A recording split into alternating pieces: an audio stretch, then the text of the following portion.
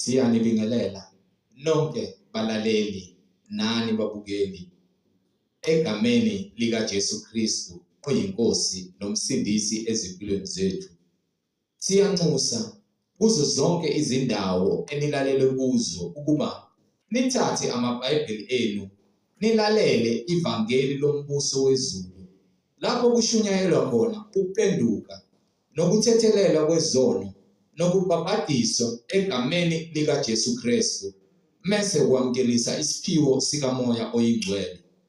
Kulabo abalalele abafisa ukubhabhadiswa egameni lika Jesu Kristu oyinkosi nomsindisi, nalabo abanemibuzo mayelana neBhayibheli, nalabo abanofakazi uJesu Kristu oyinkosi nomsindisi esekubikezile ubufakazi ukuba ukuthule kuzo zonke izindlebe ezilalele ezimisele ukuza ebungcweleni naseqinisweni ngobufakazi bakho, ukuba nonke nixhumane nathi kule mininingwane esiyoyishiya njengamanje. Ngizoqala nge-email address ethi izwilenkosi.ujesukristu@gmail.com, izwilenkosi.ujesukristu@gmail.com, noma i-cellphone number noma i-WhatsApp number la ningakwazi ukuxhumana nathi khona ethi 066 566 9245, 066 566 9245. Izintshumayelo nezimfundiso ziyatholakala zonke ku-YouTube. Lapho ungahlala khona phansi uphethe iBhayibheli lakho, ulalelisise, uhlolisise ukube ngabe lokhu ofundiswa khona, kushunyayezwa khona, kuyafakazelwa yini imibhalo engcwele. Ku-YouTube uzosearcha uthi izwi lenkosi uJesu Kristu, izwi lenkosi uJesu Kristu. Ungakhohlwa ukusubscribe, ungakhohlwa futhi nokupressa i-notification button ukuze ngaso sonke isikhathi uzoyithola izimfundiso eziphilileyo ngaso sonke isikhathi lapho khona zifakwa khona ku-YouTube. Ungakhohlwa nokusharisha i-link nabo bonke abantu obaziyo, ikakhulukazi labo ohlanganyela nabo ngaso sonke isikhathi lapho nihlanganyela kwinhlanganyelo yenu nefakazelana ngezimfundiso zenu ukuthi uJesu Kristu uyinkosi nomsindisi, ukuze yonke into enfundiswa yona nishunyayezwa khona nizoyihlolisisa ngokwemibhalo engcwele iBhayibheli. So ku-YouTube sharisha i-link nabo bonke abantu baziyo izwi lenkosi uJesu Kristu, izwi lenkosi uJesu Kristu. Ake sigobise amakhanda, sivala amehlo, sibonge ubaba wethu osezulwini ngalesikhathi samanje ekuseni asiphe sona ukuba siphile emhlabeni wakhe. Ake sigobise amakhanda, sivala amehlo. Baba wethu osezulwini, mangcweliswe igama lakho, umbuso wakho mawufike, intando yakho mayenziwe emhlabeni njengasezulwini. Usiphe namhlanje isinkwa sethu semihla ngemihla, usithethelele amacala ethu njengokuba nathi sibathethelela abasonayo. Usoke amadlebe ethu Nkosi uJesu Kristu, umbule ngezwi lakho elinamandla, yona indlela neqiniso nokuphila. Ususe konke ukuba untamo olukhuni nomgazi ezinhlizweni zethu eziphuphusekisa indlela eqondileyo enguKristu Jesu ngenxa yobukhuni nomntamo olukhuni bezimpilo zethu. Siyakhuleka uNkulunkulu namandla, sikhulekela amandla kaMoya Ongcwele ukuba xa ukhulunywa singezwa umuntu, kepha sizwe izwi lakho eliyisona isibani nendlela neqiniso, ukuba kupheleliswe Nkosi emngcweleni, impilo zethu zipheleliswe emngcweleni, ngokuba umbuso ungowakho namandla nenkazimulo. Wena wedwa Nkosi uJesu uyinkosi nomsindisi. Thatha udumo nenkazimulo, wena wedwa obongekayo kuze kube phakade. Amen. Balaleli nani bazalwane, yamukelani umfowethu uMhlengi Zondi ozobe sihola ngokwemfihlakalo yemibhalo, uMoya Ongcwele ekhazimulisa isibani sezwe. Makube kini umusa nokuthula egameni elihle leNkosi uJesu. Amen. Amen. Senibingelela bazalwane. Egameni leNkosi uJesu Kristu ekuseni umusa wakhe asenzele wona, sithi ukuthula makube kithi sonke nothando lwakhe lusibekele lapho khona singenakho ukuqonda khona. Siloko simbonga uNkulunkulu umusa wakhe asenzele wona, kuze kube lesikhathi simile sikwazi ukuthi sifakaze ngamandla akhe ekuphileni kwethu. Kungekona ukuhlakanipha nokuqonda komuntu, kepha kungumusa. Ukukholwa kungumusa, insindiso kungumusa. Nokuphila kwakho umusa wesikhathi usasinikiwe kuba wenze kahle.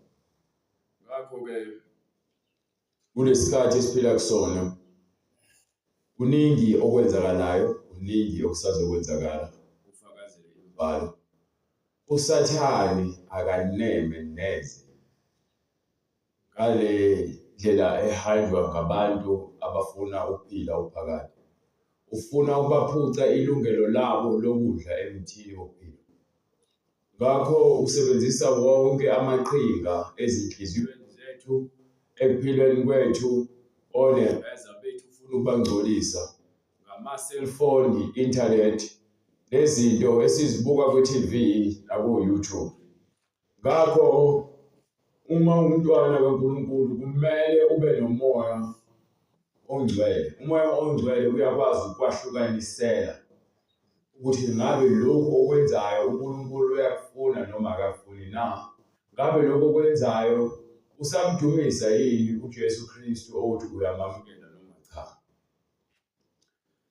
Ekushumayeleni kwethu asizivezi thina, kepha siveza amandla kaJesu. Ukufakaza kwethu akufakazwe bese siphinde futhi simambule uJesu ngamazwi akhe. Ezinye izinto engizifundayo, yebo uyashunyayela uJesu zindawo zonke, kepha abantu bakha phezulu. Noma umuntu ethi uyaphenduka-ke lo suku umkhele khona phezulu, ethi uyafika la enhlangana khona, afike futhi nakhona lapho nikha phezulu. Abantu abajulile ngezwi, hayi kepha ngemlomo bayadubula. Ngaze ufunga ukuthi ngempela kusakhuluma bona, kanti sekukhuluma, ungathi ufunga kusakhuluma uJesu wasekukhuluma bona. Sebekhuluma ngemizwa abantu. So mina ngizoqwashisa nje ukuthi uma ufuna insindiso, ufuna umoya oyingcwele aphile kuwe,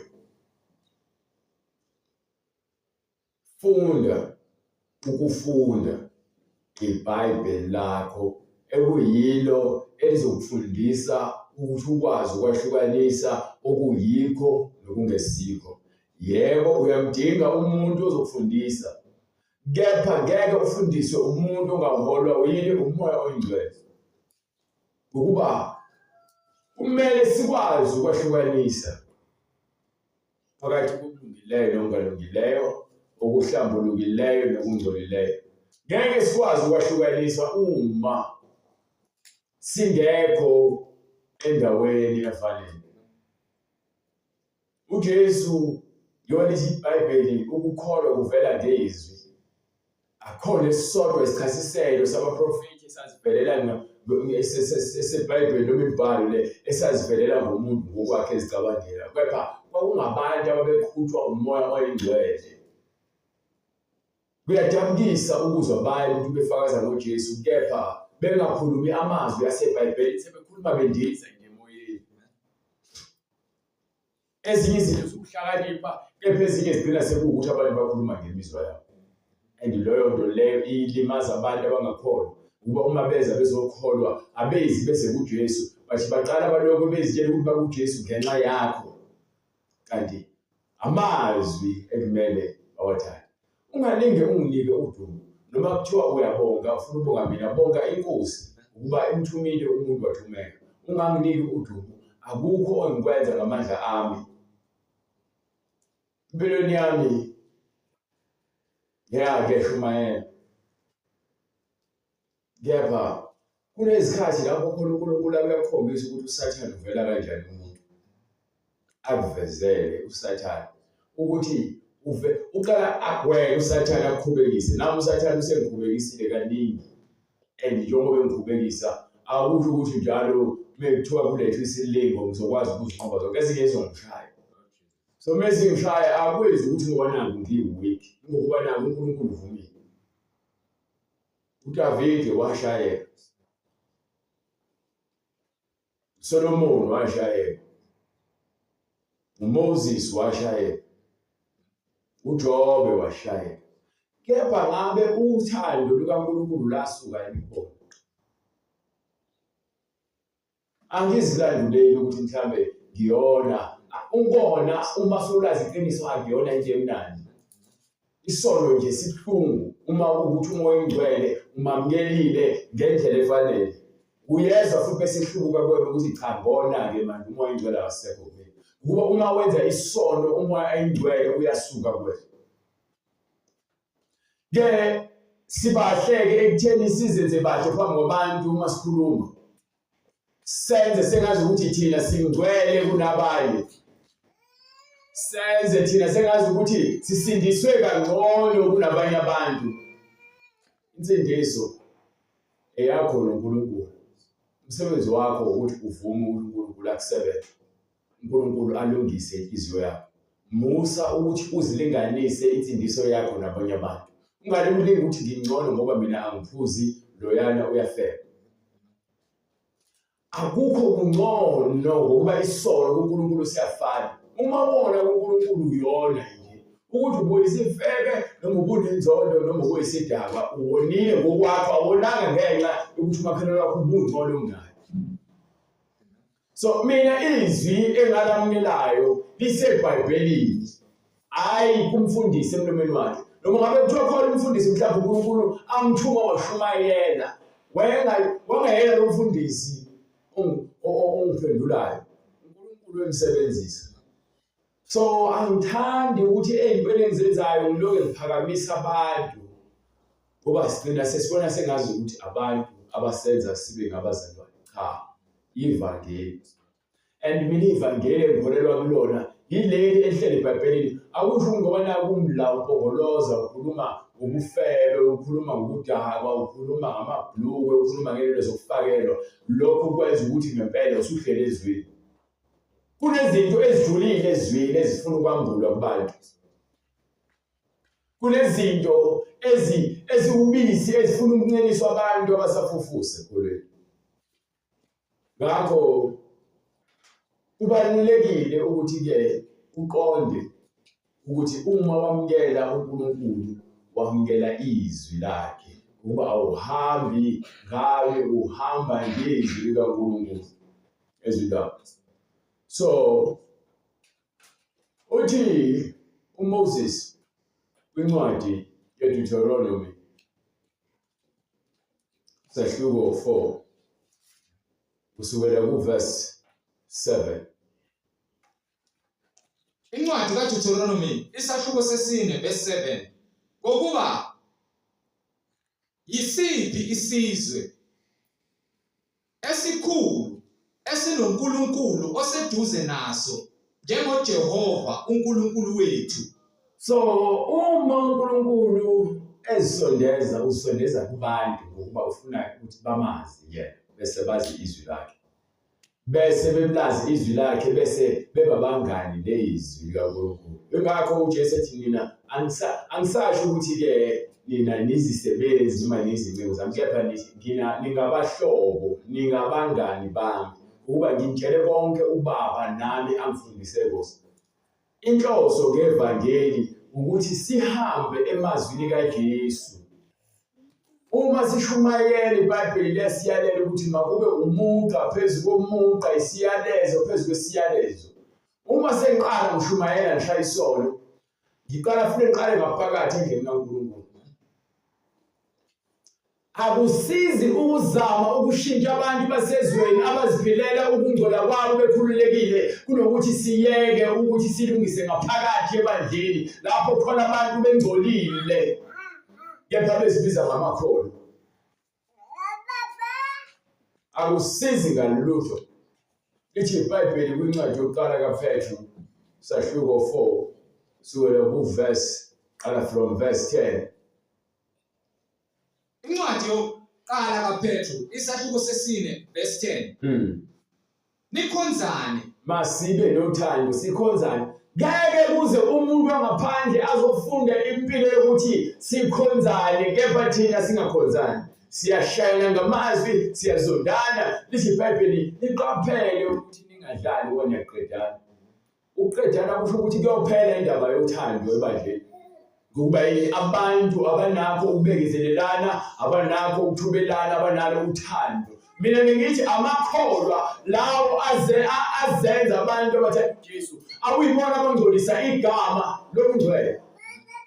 Abantu laba abagqoka izivathu nabantu abayakholwa ibona abangcolisa igama, ngoba uthola abantu emgaqweni, uthola abantu emathaveni, ematekisini, emarenti, emabhasini, ezitimeleni bethi weke kungibone mina ngisindiswa. Oqala bayazitshela, okwesibili nje bayafeba, bayaphuza, bayadakwa, bayathanda izinto abantu abasindisiwe. Kusho umuntu ongakholwa athi ngamanje ngiphuze lobheya wami mina ngizenzele into ethandwe yimi. Yini ongayishumayela wena ube wenza into eyenziwa umuntu ongakholwa phambi kaNkulunkulu ukuhamba kwakho? Ngoba phela kuthiwa makube ukuhamba kwethu phakathi kwabantu. Ingakho iBhayibheli libelesela lento yokuthi-ke makukhanye ukukhanya kwenu phambi kwabantu. So ubungcwele ukuthula, ubungcwele nobuqotho kuyefana. Ubuqotho kobukaNkulunkulu uyona uNkulunkulu lefunayo leyo, nento ayibekela abantu ukuthi uma bekholwa mabahlale kuye ngobungcwele. Khona lento ethi ukuhlakanipha. Ukuhlakanipha uvela kuNkulunkulu. Ukuthi uneminyaka emingaki akusho ukuthi wena uhlakaniphile. Ukuthi unempunga akusho ukuthi uhlakaniphile. Ukuthi une-qualification akusho ukuthi uhlakaniphile. Into ekwenza ukuhlakanipha onginika incwadi yezaga sahluko 1 kusukela kuverse 5 nakhona. Incwadi yezaga isahluko sokuqala ivesi lesihlanu. Ukuze ohlakaniphileyo ezwe. Onjani? Ohlakaniphileyo ezwe. Awuqale from verse 3. Nokwamukela ukulayo. Ukwamukela iBhayibheli lithi-ke lamazwi alungele ukuyala, ukusola, nokukhuza, nokuqondisa umuntu endleleni yokukhonza uNkulunkulu. Uma ungayaleki, uma ungasoleki, uma ungakhuzeki, awunanzuzo endlini kaNkulunkulu. Kusho ukuthi awunasabelo embusweni kaNkulunkulu. Kuba umbuso, understand egameni lithi umbuso. Le gama lithi umbuso kusho ukuthi wena usembusweni lapho ubusa bani? uJesu. So uJesu uma ezokutshela ukuthi lento akayifuni uyenze, awubuso uJesu wena. Uma uJesu ezokukhuza ukuthi lento akufanele uyenze, wena ugoloza, wena ubuso uJesu. Inoma lithi iBhayibheli bavuma ukuthi bayamazi uNkulunkulu kepha ngemisebenzi bayamphika bengabanyanyekayo. Yona yonke imisebenzi abasizi ngalutho. Ngoba yini? Thina sifuna ukugijima nale nto yobungcwele ngemilomo yethu. Incwadi izaga isahluko sokuqala ivesi lesithathu. Nokwamukela ukulaywa. Ukwamukela ukuyalwa Kuye ngokuhlakanipha. bese kuba yini? Ukuhlakanipha. Yabona kujala njengoba ngithi mina angihambi ngeminyaka. Ngezwe abantu bekhuluma. Uma umfundisi kaNkulunkulu, uma uvela kuJesu, uma lithi iBhayibheli angimvumeli wesifazane ukuba afundise noma abe nomthetho phezu kwendoda noma akhulume phambi kwabazalwane ebandleni, ashumayele noma abe wenzani, wena usuzongitshela ukuthi unomama umkhokheli, unomama umkhokheli. Ake sibheke le gama leli elithi-ke ukukhokhela. Kunengoma lethi-ke ithi nengoma iqala kanjani? Ngikhokhele bawo Zulu, ngikhokhele meli wami izinsizini zalo mhlaba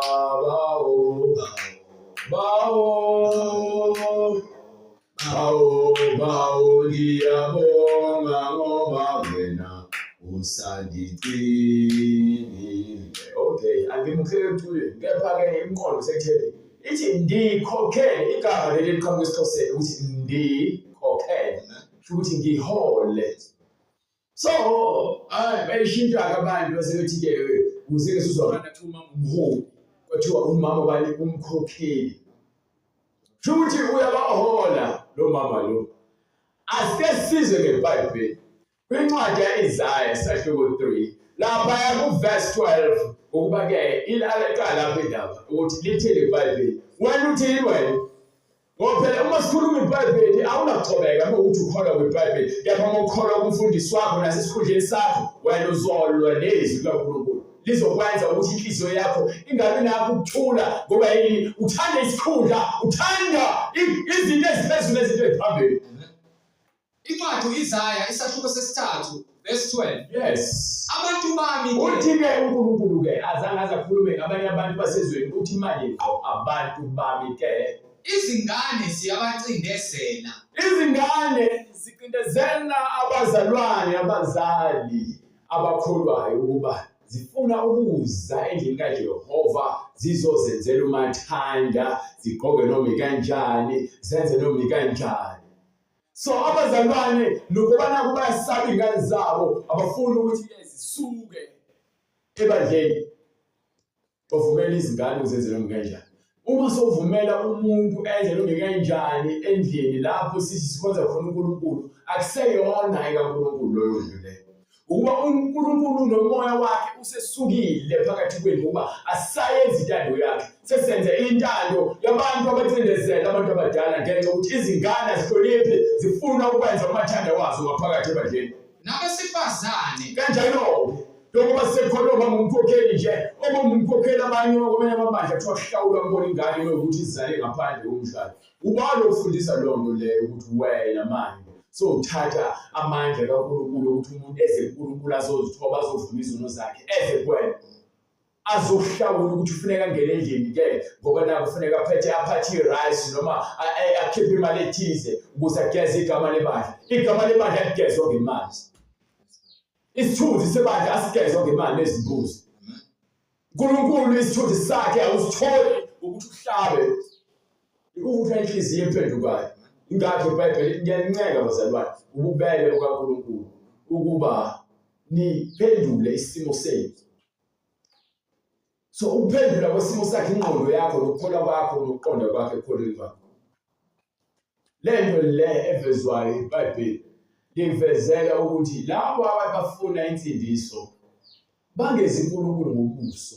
Asinamama umkhokheli emzimbeni kaJesu. Amagama lawo aqhathele emhlabeni futhi azophelela emhlabeni.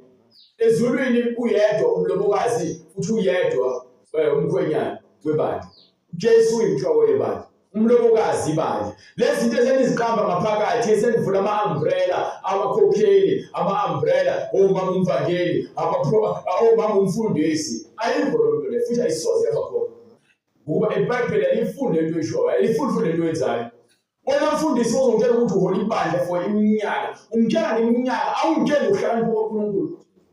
Ngoba ngiyasaba ukukhuluma iqiniso phambi kwabantu.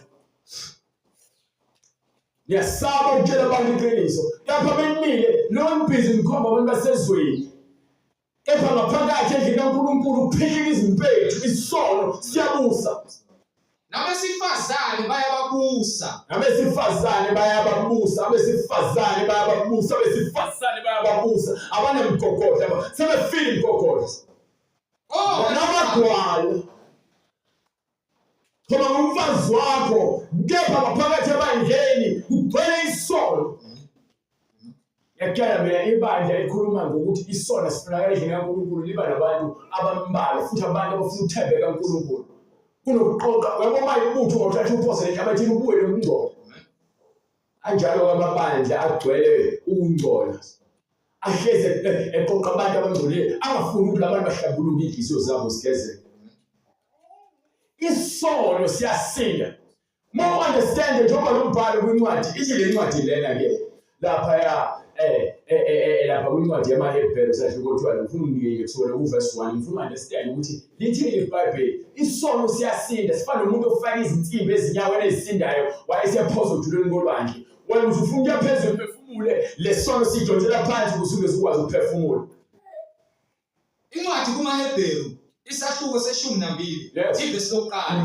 Nalokho-ke Ngalokho-ke nathi lokhu sesinefu elingaka sinefu elingaka la ufakazi elisihaqileyo elisizungezeleyo masilahle konke okusindayo. Konke okusindayo. okunjani Okusindayo. ngithi mina iBhayibheli lithi masilahle konke okusindayo. So angibona kuphela ukuthi wena usindisiwe ngoba nawo izinkonzweni uzonikelwa uyacula bathi iBhayibheli uvula iBhayibheli uvuka umoya oyingcwele.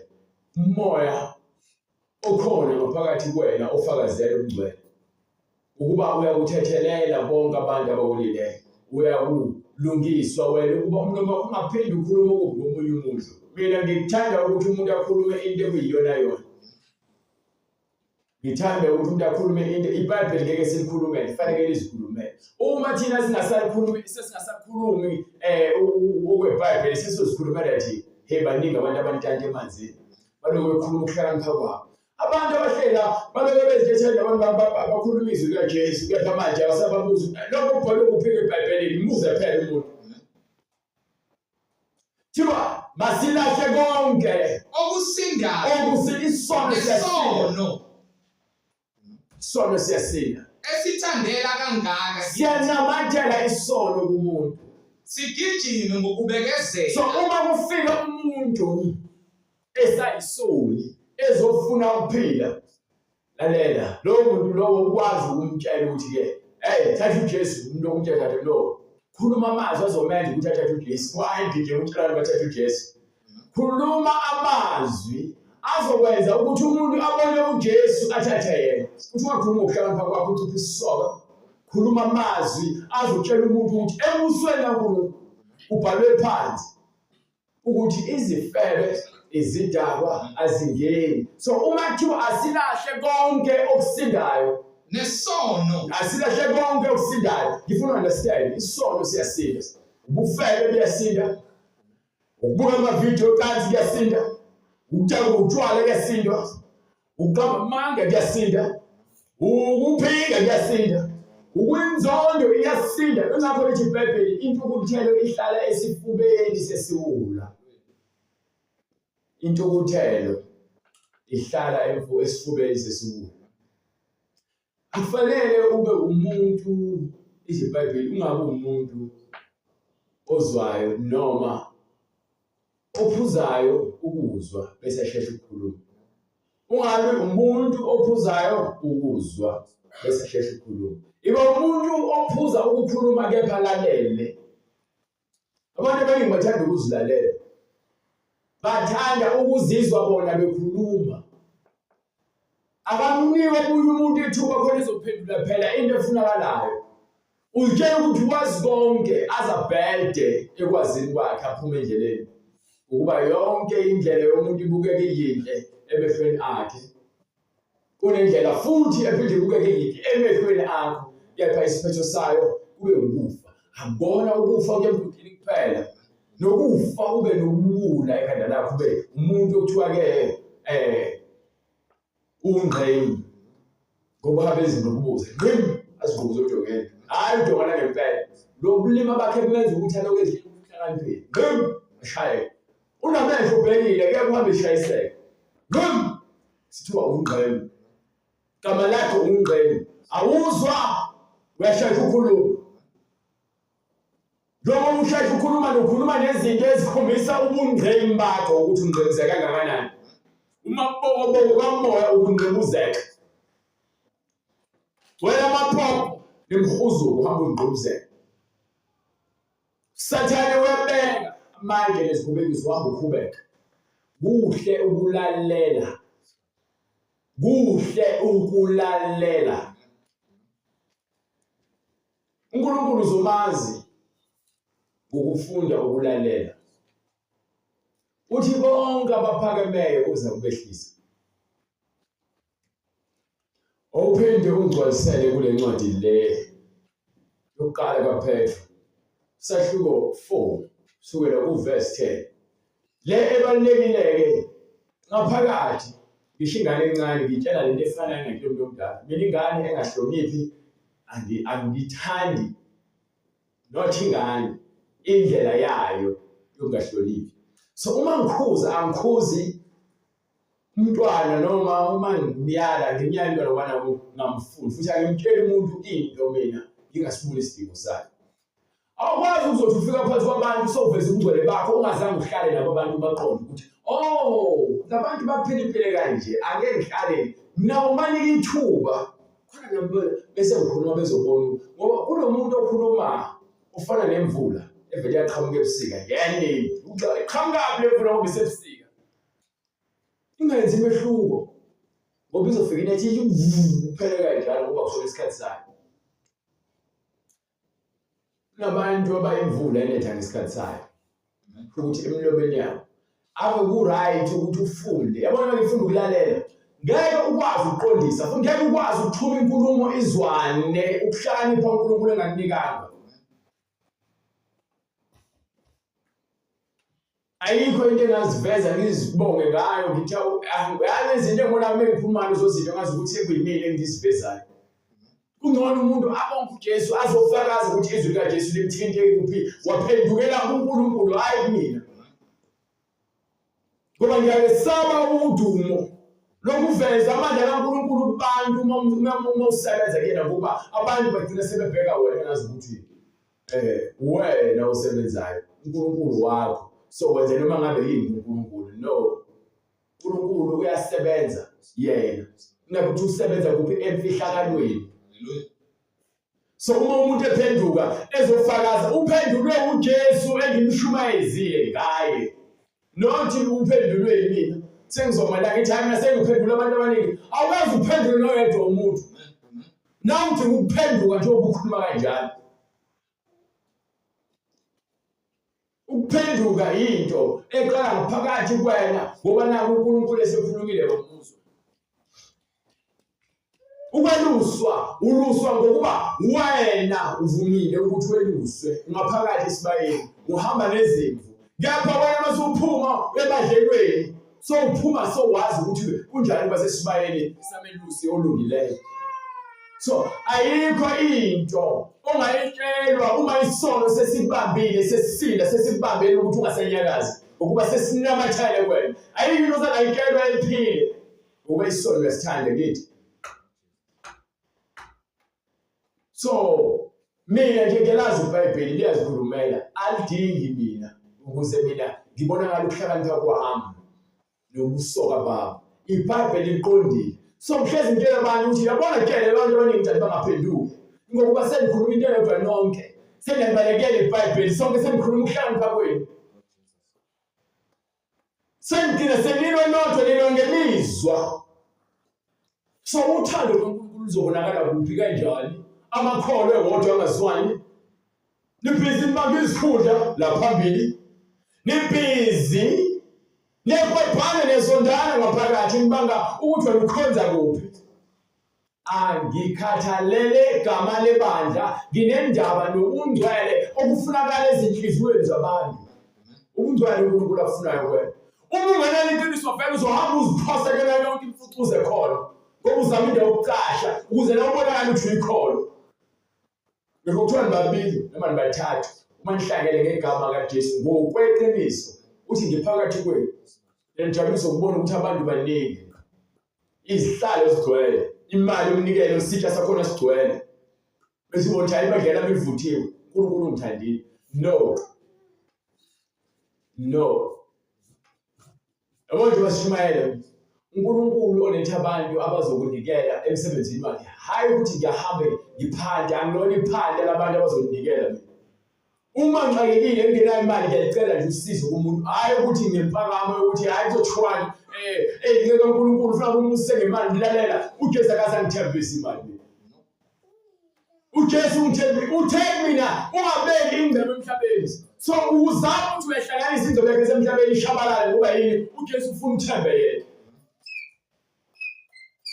Kepha abafuna uJesu wemali noJesu wezinto eziphathekayo bahamba bolanda iziwasho vele bahamba bolanda amafutha novoselina balanda amachini ngoba yini bafuna izinto eziphathekayo.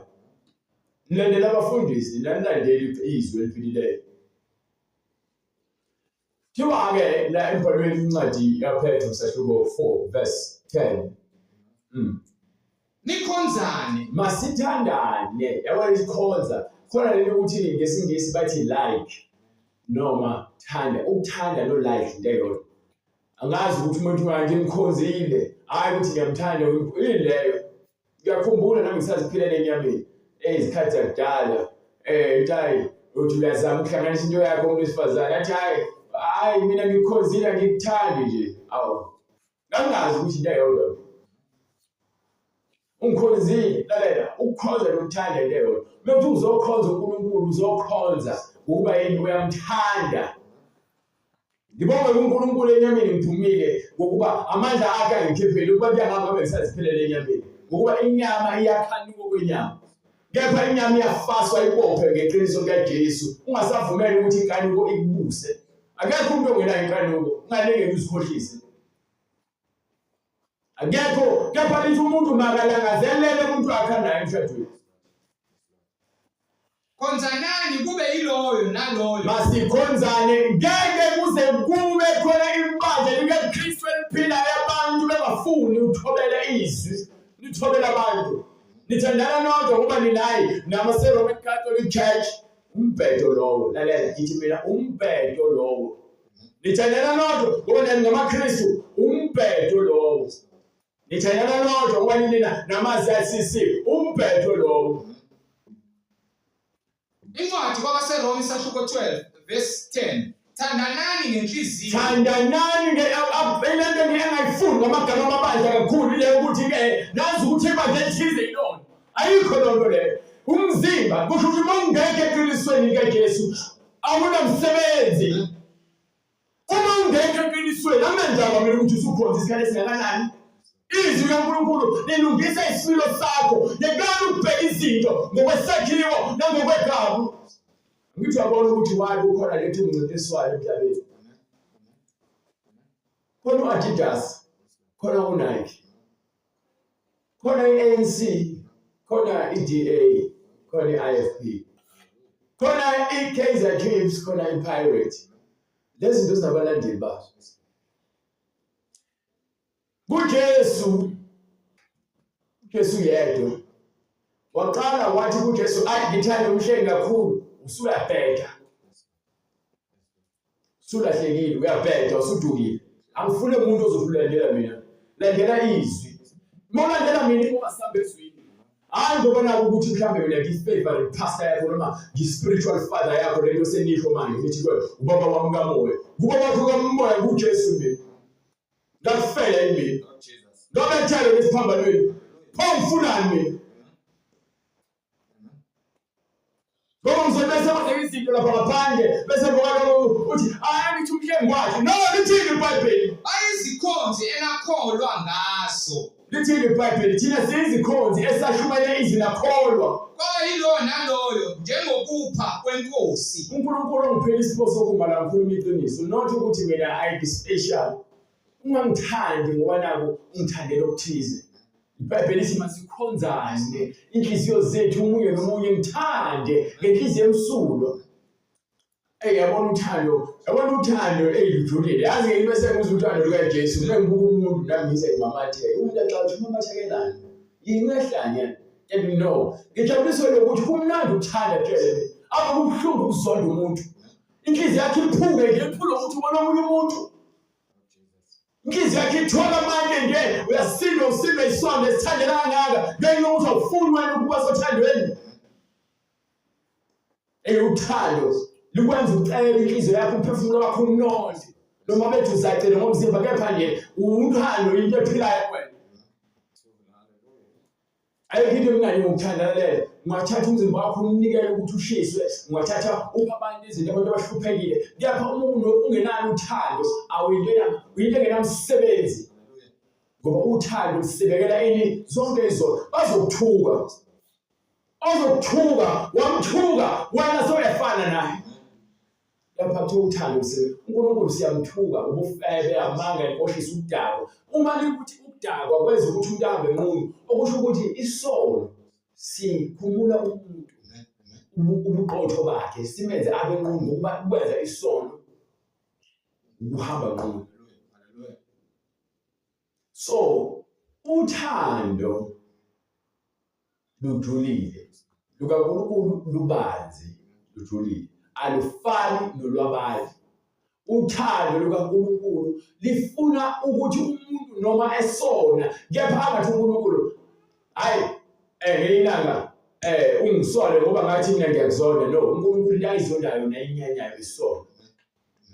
Inhliziyo zabantu leminyango yabona nje bese uzokhiphe mina hayi mina ngiyamsonda ubani mina ngimxolele. No, uyafana naye ngoba niyazondana. Yini ongcono ngaye wena? Yini ongasinqoba ngaye wena? Noma bethiwa ushongana uthamzana noma umtshelele ekhweni njengoba niyefana naye into eyodwa. Ayikho into emnandi njengokuthanda. Yazi kubuhlungu uma ukholwa abantu bengabazi ukuthi uzombona lo uzoba manje awusefikile phela nokukhula kwakhe. Ibuhlungu lo nto kepha more understand ukuthi wena ufike lapho fika ubavezele uthando abantu. Uthando-ke lunoswazi oluqinile ukuba uthando luyiqiniso. Lutshela abantu izinto ezokwenza ukuthi bazonde iqiniso. Kepha bona abantu bafuna uJesu nothando. uJesu nothando uze kubantu ezobatshela izinto ezobenza bathandeke kuNkulunkulu. Uthando lo. So uJesu ungamthathi imenze weak njengabafundisi belaba weak abafuna ukuthi ke nenze umathanda ngaphakathi ebandleni. Ibandla elikaJesu futhi kohlezi kumile lokho akulona ekamfundisi wakho. Bese kwekamfundisi wakhe elakhe alisekho emzimbeni kaKristu. Ngoba yini usezovulela iqembu la lepolitiki ngaphakathi ebandleni. Ingakho iBhayibheli lithi baqapheleni labo ababanga ukwahlukana phakathi kwabazalwane. Baqapheleni. Mina ngithi thatha iBhayibheli lakho. Akulona izwi lenkosi uJesu Kristu akulona igama lebandla elisishumayelayo. The true gospel of our Lord Jesus Christ yilokho esishumayelayo. Sishumayela ivangeli leqiniso likaJesu Kristu noma inkosi yethu uJesu Kristu. Akazange ngithume ukuthi ngiqambe ibandla. So njengoba sisebenzise le gama leli ngoba kwi-internet fanele sibe negama elisebenzisayo ukuze abantu bafinyelele bazokhonza. Not ukuthi igama lebandla ngiliqambile akaze qambe ibandla. Bonke kubiza uJesu. Izwi lakhe esishumayelayo yilona elisondeza abantu kuyena hayi kumhleli. Uthini umbhalo? uPetro sahluko 4. Khonzani kube yilo naloyo ngesipho asiphiweyo. Khonzani kube yilo nalo. uNkulunkulu uphele ingcebo. Khonza phela uma ukuthi unengcebo naloku akupheke wona. Mekufaka enhlizweni yakho ukuthi ube umuntu ophayo ipha. Uma utshalile uNkulunkulu akupha. Uma kuwukuthi umuntu olambile khonza ngako lokho uphe abantu abalambileyo nabasweleyo. Ezolonto lezo uNkulunkulu akhona izibusiso zomlomo. Ayizolonto leyo. Yabona uthando kaNkulunkulu lenza ukuthi ungathi ukhuluma nomuntu wena kuphuma amagama abolile noma abulalayo. Kepha kuphuma amagama azokwenza ukuthi umuntu akhulelwe ilento ekuthiwa isibindi nokukhuthala. Akhuthazelele endleleni yakhe. Ube isibusiso phakathi kwabantu namazwi okuhlakanipha. Abantu behamba kwele fike endlini wahambe sezizothokozile ngokuba yini uNkulunkulu wafakile amazwi okuphila kwena. Noma nje hayi mhlawumbe ngumsizile uthi cha hayi amini. uJehova msefumulo wami ngisaphila. Wena ufanele ukubonga uNkulunkulu. Uyena okuthume ukuthi uze kumina ngoba amazwi abezowasebenzisa kwena wafake kumina. Hayi ukuthi mina. Emphakathini abantu abakhuluma ukuphila abasekho. Amadoda emizi nabafana abancane ibona abahleba kakhulu ngaphezulu komama manje. Ingakho behlangana emathaveni nasemakhoneni ezipaza bedlala amakhadi bakhuluma izinto zindaba zabantu, bashova amaphepha bakhuluma ngendaba zabantu, babhena insangu bakhuluma ngendaba zabantu. Uyadlula nje owesifazane ukhuluma ngayo, uyadlula wesilisa amadoda abhizi akhuluma ngawo. Emlilweni kothi umlilo amadoda ahlangene ngamagama abantu bakhuluma izindaba zabantu. Yabona ngitshele mina lokhu uzitshela bakho wena ngesikhathi ukhuluma utshela omunye umuntu wena ungaphezulu kwakhe. Ungaphezulu kwakhe. Ayikho into engcono ngayo nomunye umuntu. Uyathanda awuthanda. ayikho into ongcono ngani. Sonke emhlabeni siyabheka sonile uNkulunkulu. Masivumele uNkulunkulu asilungise, asiye kuba ngcono noma sibe bahle phambi kwabantu ukuze sibe bahle for abantu. Asiyeke lolo le. Ngokuba igama likaJesu liyahlanjalazwa ngenxa yethu. Yabona igama leli ukuhlambalaza uNkulunkulu akakufuni. Ngoba ngaphakathi ebandleni kugcwele ukuhlambalaza. Lokhu ukuthi usindisiwe kepha wena wenza izinto ezihlambalaza igama likaNkulunkulu. Ikona hlambalaza okukhulu lokho. Lokubona TV nje manje usathana ufaka umoya ukuthi kudlale ama-drama nama-TV show ayadlala ngokuthi ke kube khona amabandla kuvezwe abafundisi njengabantu abagangile omama babafundisi abanika abantu amanzi nezikwashi. Umoya usathana ufakayo lowo. Yabona umuntu ohluphekile ngithi uyagulelwa nje. Mobona abantu bedayisa izikwashi ku-TV noma kudayisa imbiza ethizeni kuthiwa hayi le eyeqolo le eyamaqakala le eyindololwane uyagijima uyothenga ngoba yimfundo ezokusiza. Nifuna usizo ezintweni eziphathekayo, ithemba lokuphila ninalo. Manje uzokhanya kanjani ukukhanya kwethu phambi kwabantu uma singathembi uJesu? Sithemba izinto eziphathekayo ezidalwe uyena futhi uJesu. Utheni umbhalo? Kube yilona nalowo ngesipho asiphiweyo. Yes. Njengabaphathi abahle bomusa omningi kaNkulunkulu. Njengabaphathi abahle. Ukuphatha akusho ukuthi uphethe abantu, uphethe isipho osiphiwe uNkulunkulu. Senhliziyo ethobekileyo, senhliziyo ehloniphayo, senhliziyo yothando, senhliziyo yokubekezela.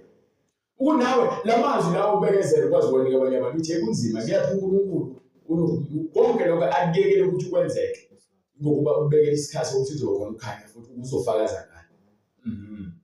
Uma umuntu ekhuluma makakhulume njengokwamazwi kaNkulunkulu. Uma umuntu ekhuluma makakhulume njengokwamazwi kaNkulunkulu. Makakhulume kusho ukuthi lamazwi akhuluma njengawo lamazwi lawo.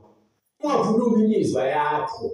Khuluma njengokuba lamazwi siwanikiwe ukuba kube ubona azokhuluma.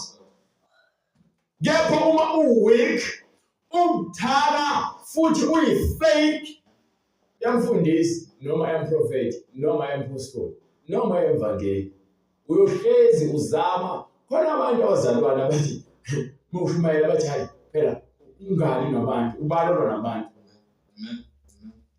Usathanda ukwesefikile ungena ngaye lo muntu lo elithi ngikhuluma naye. Usazozenza ngcono phambi kwabantu ukuze yini ezothanda ubuso babo sikhohlakala leso. Alisho iBhayibheli ukuthi hlola imibhalo. Alisho iBhayibheli ukuthi ke uma omunye umprofeti abanye abahlale bahlole. So uma uzokhuluma into ephambenezi ngizokutshela ayikho into iBhayibheli. Ayihambisani iBhayibheli. Nina niyibona iBhayibheli basho nabo ukuthi naye ngoba lithi lapha yakho lencwadi yamahubo bese lithi la kule ncwadi yaMathewu bese lithi kwincwadi yeSamuel. Iyahambisana lo ishila nje. So besofana sukuma wena ngemizwa hayi phela ngingakhulumi amazwi ahlabayo kwabanye abantu. Alisho iBhayibheli ukuthi izwi loNkulunkulu liyahlaba. Alihlabi lesono lesi wena ufuna ukuthi abantu basifukamele. Ngithi mina uma uweak hlala phansi ungahlali ukuthi usuka phambi kwa-pulpit. Abantu bayasicupha isisolo and basebenzela usathane. Lokhu uba nave thobekile lapha nenhliziyo. Inhliziyo ayisho ngoba naku ukuthi abantu abaduduze manje nawo. Uthando ngiyakutshela mina ukwazi ukukhuluma into okuyiyona futhi uthande umuntu ngekwenhliziyo hayi ngokobuso. Usala uthenga ubuso babantu. So wonke umuntu makakhulume njengamazwi kaNkulunkulu. Uma umuntu ekhonza makakhonze ngamandla awanikwa bani uNkulunkulu. Hayi ukuthi unomzophapha ukuthi ufanele ukhonze kanjani noma ufanele wenze izinto ukuze ubonwe yimina. No, khonza ngamandla akho awanikwa bani uNkulunkulu ukuze uNkulunkulu adunyiswe. Ukuze uNkulunkulu anjani adunyiswe kukho konke ngoJesu Kristu okubuye inkazimulo namandla kuze kube phakathi naphakade. Amen. Amen. Qhubeka. Bathandekayo, ningamangali ningalinge nithuke futhi ningamangali ngomlilo ophakathi kwenu. ngani. Ngomlilo ophakathi kwenu.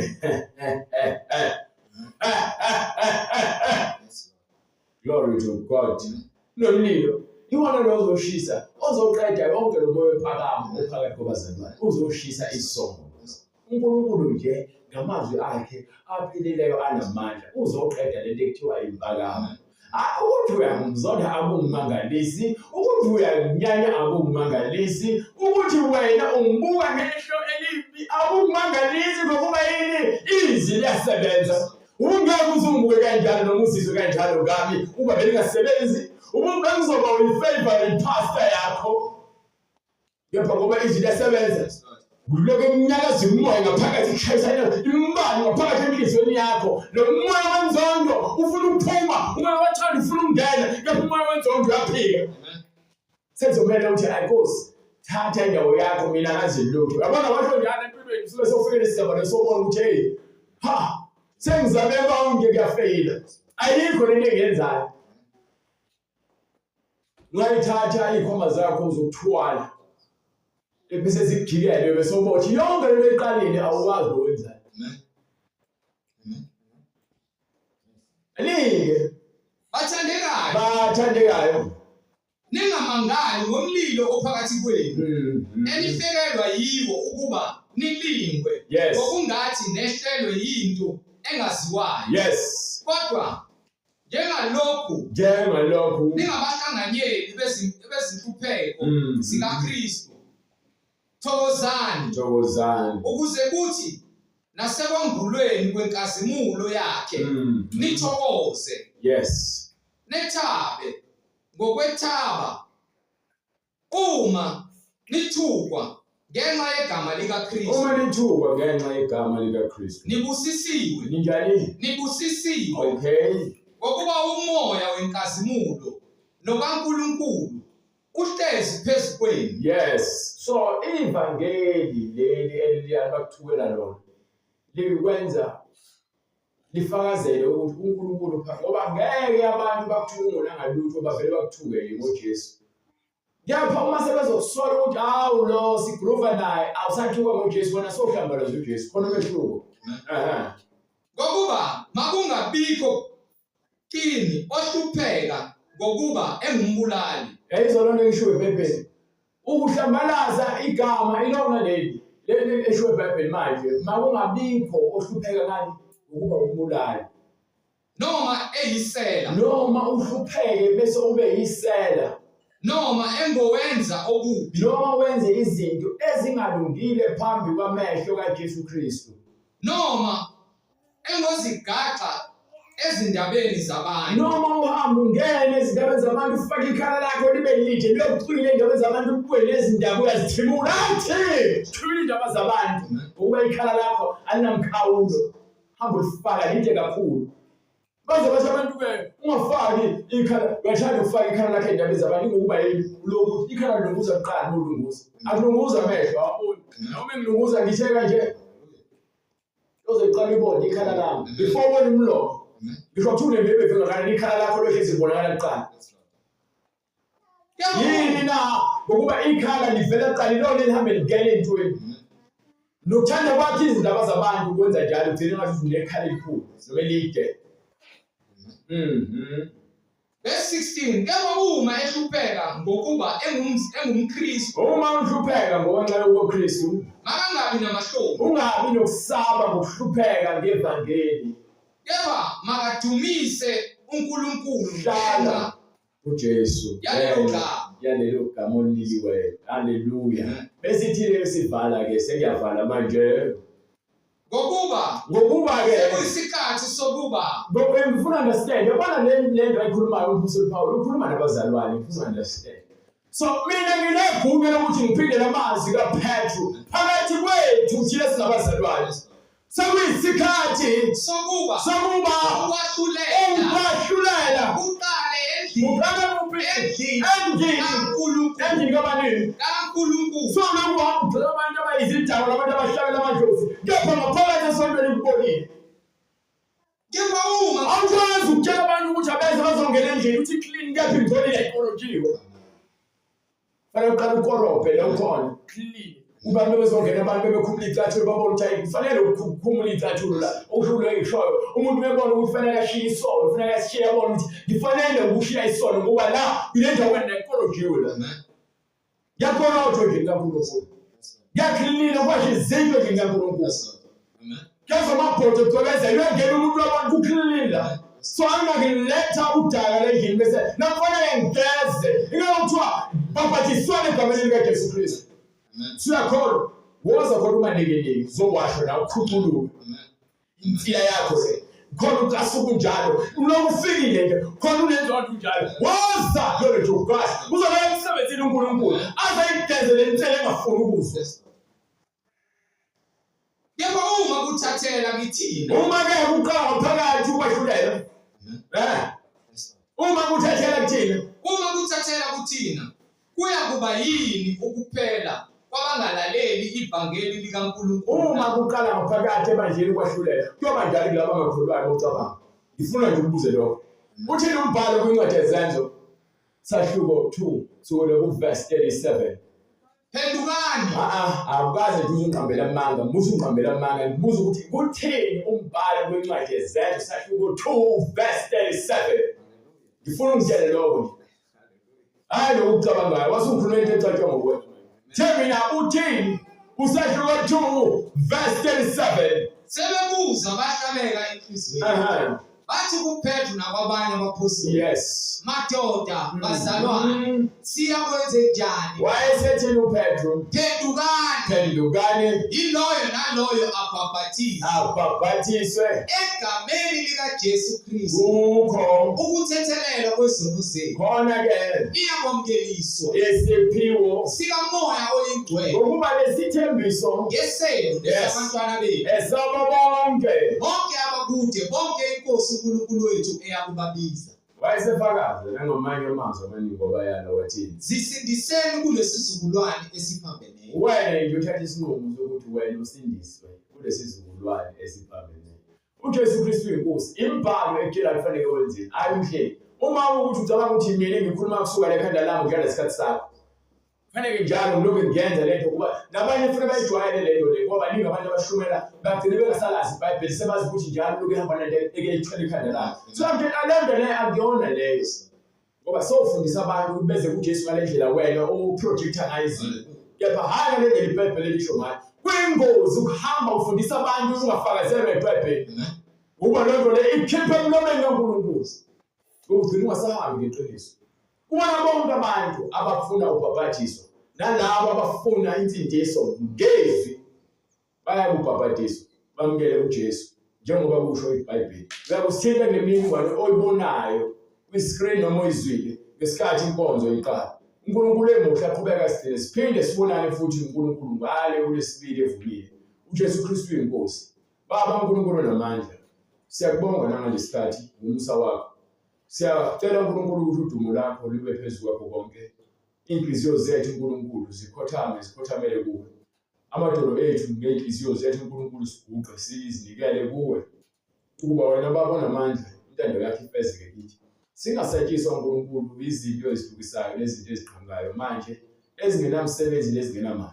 Siyacela uNkulunkulu ukuba wena usimise othandweni leqiniso. Singasabi futhi uNkulunkulu ukuthi sikuvume phambi kwabantu. Sibe ngabantu abathanda ukwenza intando yakho kuze kube phakade.